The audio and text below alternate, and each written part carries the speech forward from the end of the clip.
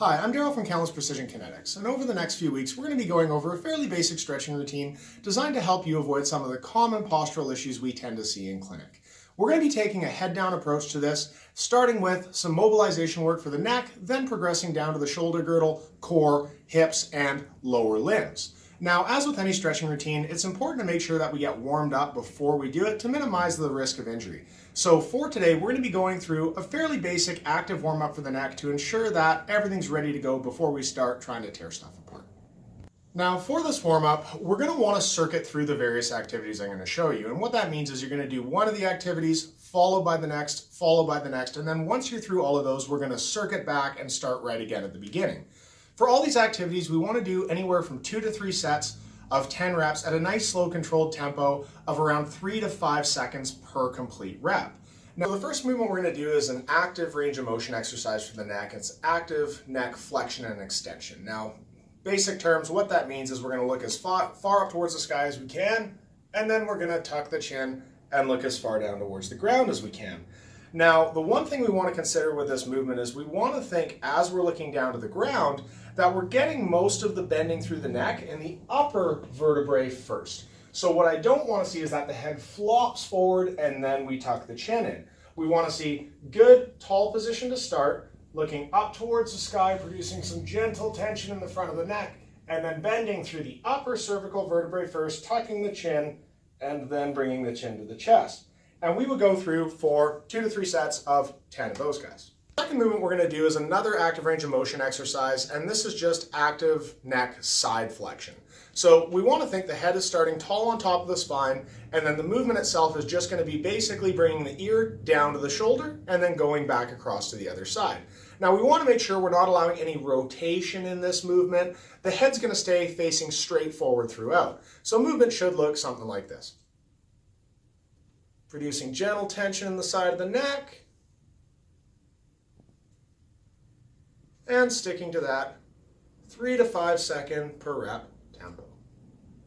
The last active range of motion exercise for today is active neck rotation.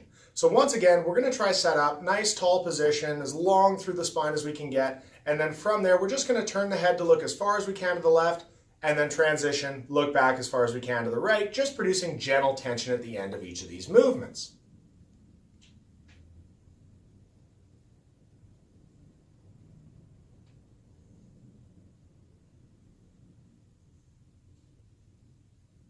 Once again, going for sets of 10 and incorporating this into your circuit. The next two activities we're going to do are going to be isometric activities to help prevent head forward position. Now, isometric means we're just going to be pressing into some resistance without any actual movement. So the first activity we're going to cover here is going to be called a chin tuck. Now, for this activity, we're trying to get the deep neck flexors active, which is the musculature right in through here. So with this guy, we want to ensure that the work is happening here and we're not having the work happen over these large muscles here known as your SCM. Those guys will contribute to that head forward position, so we got to ensure that we're getting the deep neck flexors active because they're going to help us keep that head level on top of a tall spine. So the movement itself should look like this. We get set up, set the hands in underneath the chin, nice tall head position, and from there I'm just going to press my chin down into my hands by tucking the head for a count of 3 seconds. And relax for 1. And relax for 2. Now, once again, we really want to make sure that most of the work is happening on the inner portion here, not the big musculature along the side of the neck.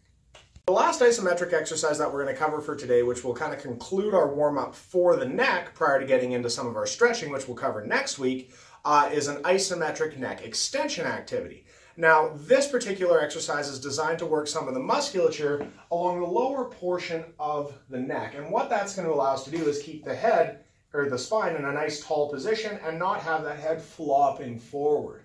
So, just like the previous one, we're going to set up nice tall head position. This time we're going to get the hands in behind the head to provide some resistance. And I'm just going to press my head back into the hands while keeping the head nice and level for a count of 1, 2, 3, and relax.